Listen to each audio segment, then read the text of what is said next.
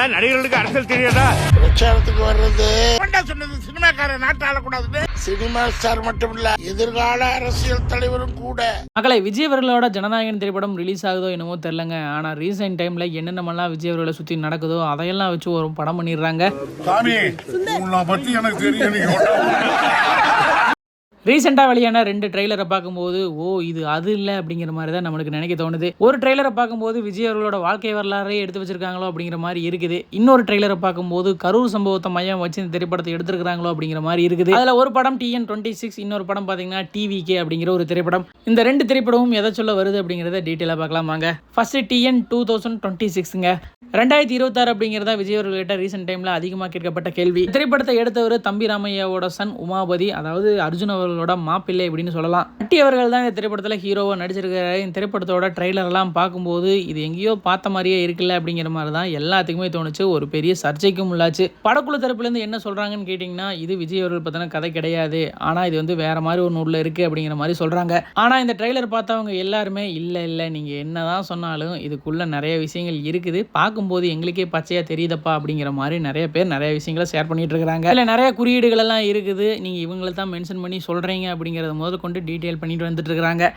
ஆக்சுவலாக இந்த ட்ரெய்லரில் பார்க்கும்போது பார்த்தீங்கன்னா விஜய் அவர்களை பற்றின கதையாக தான் இருக்கும் போல இருக்குது அப்படிங்கிற மாதிரி தான் நம்மளுக்கு தெரியுதுங்க. ஒருவேளை ட்ரெய்லர் வைரல் ஆகும், படத்துக்கு ஒரு நல்ல ப்ரொமோஷன் கிடைக்கணும் அப்படிங்கிறதுக்காக இந்த மாதிரி ஒரு ட்ரெய்லர் மேக் பண்ணியிருக்காங்களா அப்படிங்கிறது தெரில. இந்த ட்ரெய்லரில் சொல்ல வர விஷயங்கள் என்னென்னு கேட்டிங்கன்னா, ஒரு பெரிய நடிகர் தன்னோட ரசிகர் மன்றத்தை கட்சியை மாற்றுறாரு. அந்த கட்சியில் நிறைய பேர் வந்து சேர்ற மாதிரி காட்டுறாங்க, அவங்க ஒரு சில பேர் எதுக்கிற மாதிரி காட்டுறாங்க, ஒரு நடிகை கூட இருக்கிற மாதிரி காட்டுறாங்க. ரெஃபரன்ஸாக நடிகர் நட்டி அவர்களுக்கு கொடுக்கப்பட்ட ட்ரெஸ்ஸும் சரி, அவரோட ஹேர் ஸ்டைலும் சரி ஒரு சில பேர்த்த ஞாபகப்படுத்துது.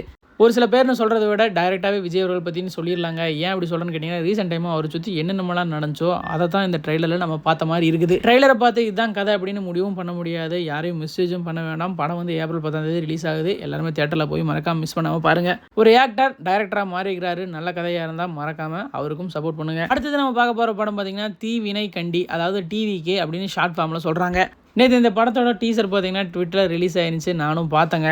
எப்படா இந்த படத்தை எடுத்தீங்க அப்படிங்கிற மாதிரி தான் தோணுச்சு.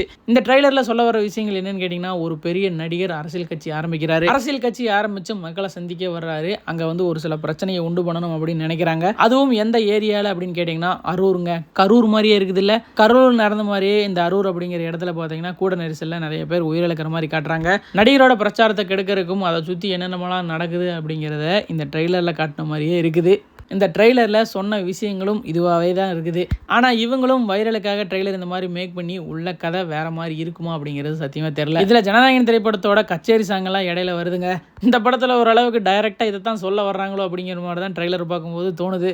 ஆனால் அவங்களும் இதை ஒத்துப்பாங்களா அப்படின்னு கேட்டிங்கன்னா கண்டிப்பாக ஒத்துக்க மாட்டாங்க தான் நினைக்கிறேன். இந்த திரைப்படம் இப்போ வந்து ஷூட்டிங்கில் இருக்குது அப்படிங்கிற மாதிரி சொல்கிறாங்க. இந்த 2 திரைப்படங்கள்லையும் காமனாக இருக்கிற ஒரு விஷயம் பார்த்தீங்கன்னா, நடிகர் அரசியல் கட்சி ஆரம்பிக்கிறாரு, ஏன் நடிகர் வந்து அரசியல் கட்சி ஆரம்பிக்கக்கூடாதா அப்படிங்கிற ஒரு மிகப்பெரிய கேள்வி தான். வீடியோ பார்க்குற நீங்கள் மறக்காமல் இந்த 2 திரைப்படத்தோட டீசரையும் பாருங்கள். இது 2க்கும் உள்ள வித்தியாசம் என்ன, ஒற்றுமை என்ன அப்படிங்கிறத கமெண்ட் பாக்ஸில் மறக்காமல் கமெண்ட் பண்ணிக்கோங்க. 2 டீசர்லையும் இவரை தான் சொல்கிறாங்கப்பா மென்ஷன் பண்ணி அப்படின்னு உங்களுக்கு தெரிஞ்சதுன்னா மறக்காமல் அதையும் கமெண்ட் பண்ணுங்கள். இந்த மாதிரி இன்ட்ரெஸ்டிங்கான தகவலுக்கு நம்ம சேனலில் சப்ஸ்கிரைப் இல்லைன்னா ஃபாலோ பண்ணி வச்சுக்கோங்க.